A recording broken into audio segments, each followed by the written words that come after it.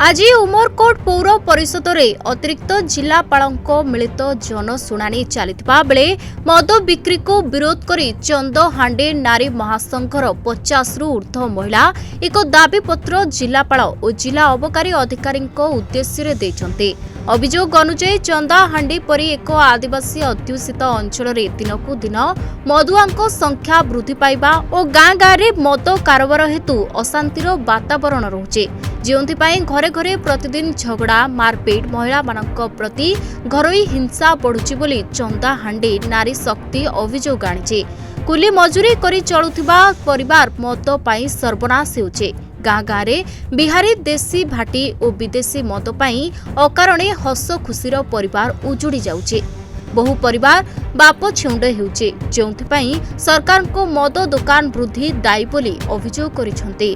नारी महासंघको कहिबा अनुଯାୟୀ मद बंद पाई जदि सरकार स्थानीय नारी महासंघ और पुलिस रो मिलित उद्यम रे एक कमिटी गठन करन्ते ताहले मद और मदुआंको संख्या कमंता। चंदाहांडी परी पंचम अनुसूचित अंचल रे प्रशासन रो बिना पल्ली सभारे मद दुकान खोला जाइछे, जहाँ सरकार को नीति नियम को उल्लंघन करुचे।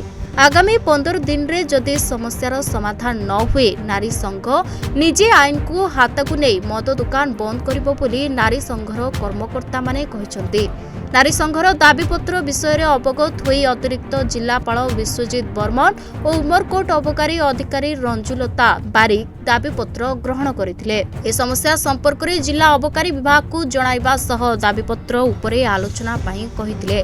अभियोगकारी मध्यरु चंदाहांडी नारी महासंघ सभानेत्री जयंती माझी, उपसभापति कुमती पुजारी, संपादिका पार्वती धारुआ, सदस्यों मध्य पार्वती माझी, मुक्तेश्वर माझी, सुना देई पुजारी, गीतस्वरी लोतनी भोई, जयपाली नायक प्रमुख और युव समाजसेवी राजेश नायकों सह एकाधिक महिला एथिरे सहयोग करथिले। आमे चंदाहांडी ब्लॉक नारी संघ जिलापाल पाक आसथिलु जे आम चंदाहांडी ब्लॉक रो प्राय दुर्नीति बेसी होची। मद पी कि बेसी माँ भौणी मन को बेसी अत्याचार करचोती। झियो हो पुओ हो जे हमेशा आसिकी मद पी कि बेसी कलई झगड़ा करचोती। आओ आम गाँ गहली रे देशी मद मिसा सिरा पी कि आसुचती। आ भाटी मिसा अच्छी से भाटी को तो आमे बंद करबा को चाहूचु, किंतु कलेक्टर परमिशन आमे तो भाटी को उठै पारबु नै बोली कि कहउछती, किंतु विदेशी मद को बंद करि पारबु नै, किंतु गाँ गहली रे जो देशी मद अछि सिटा को आमे बंद करि पारबु बोली कि कहउछती। जदि बंद न करले आमे आगो को आउरी संघर्ष करबु, आउरी एकजुट हेई कि लड़ाई करबु। ताकू नै करी मु अति शीघ्र माने कार्यकारी करबी। आउ सेमानकर सहयोग भी मते दरकार। मु सेटा बे कथा हेले सेमानक संगे से माने भी सहयोग करबो कहउचंती। आउ अति शीघ्र सेटा कार्यकारी आमे गोटे जॉइंट रेड रखिबो, पुलिस आउ एक्साइज सब मिसी करी आउ अति शीघ्र सेटा काम करबो।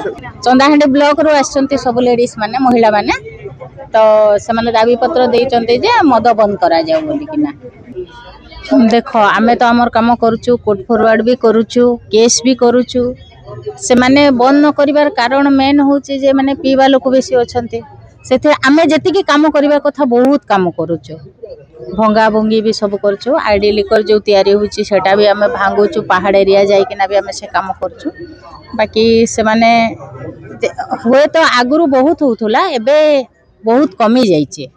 एंते चली एबे इमिडिएटली आमे सेटा कथा होथुलु। आउ एसडीपीओ सार मु एसपी सार सब मिसिकना कथा होथुलु जे इमिडिएटली आमे गोटे जॉइंट रेड रखिबो आउ सेटा कार्यकारी कर।